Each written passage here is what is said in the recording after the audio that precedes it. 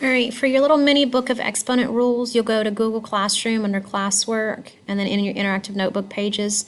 When you click on this, you've got a link here that you're going to click on, and then you are going to use this link to create a little mini book. And once you have that little mini book created, then you can go to my actual video to write down notes. So go ahead and take care of that. Pause the video now, and then you can take your notes.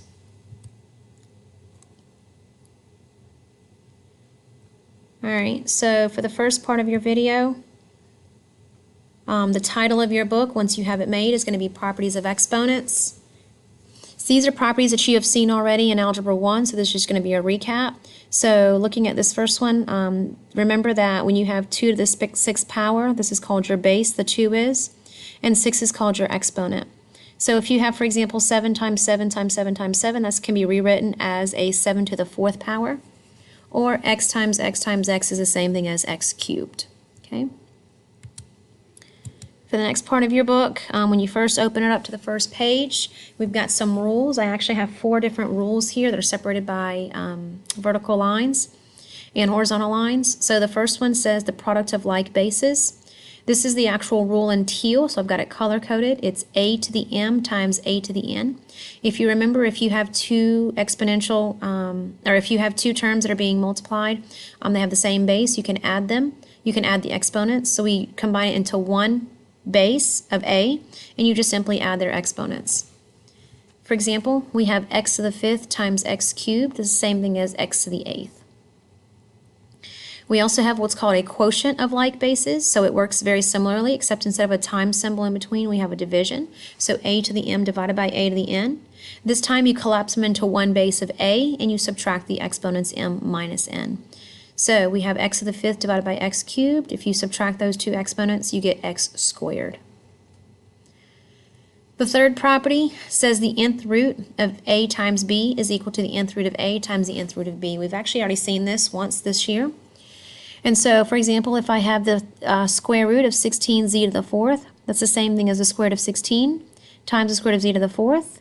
And now I can take those square roots individually. That becomes 4z squared. We'd also have a quotient property that works very similarly. We've got the nth root of a, the nth root of a divided by b. I can actually give that nth root to the top and the nth root at the bottom. So we have the nth root of a divided by nth root of b. An example would be the square root of 15 divided by 25.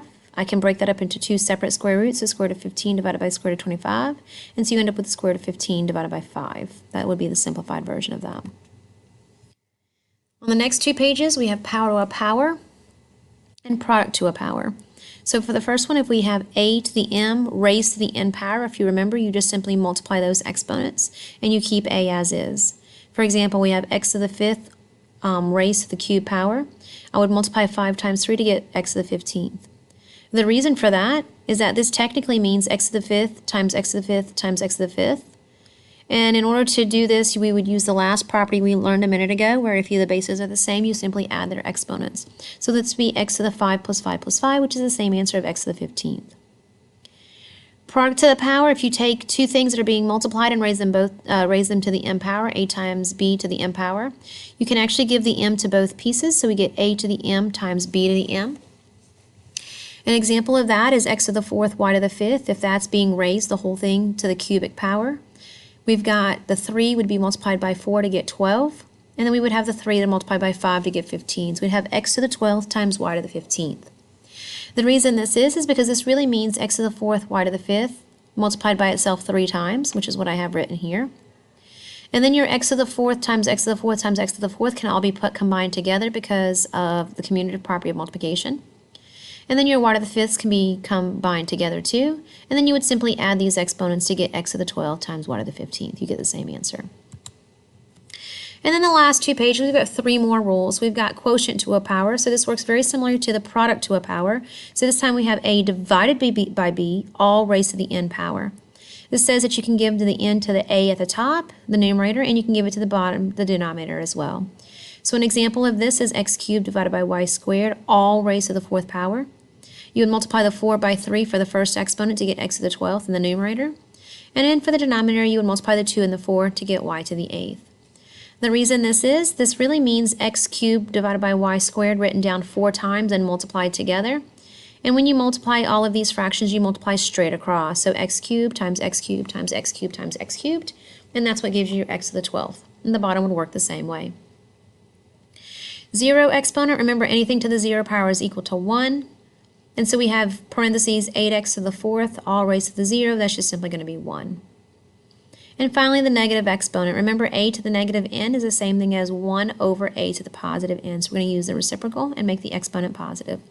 For example, 8 to the negative 2 is the same thing as 1 over 8 squared, which is the same thing as 1 over 64. And the last example is 4 divided by x cubed. Remember, that's the same thing as 4 divided by 1 over x cubed. When you multiply this by the reciprocal, you end up with 4x cubed. And that's the last page of your book. Just bring this to class tomorrow, and then we'll finish off page 70 in class together.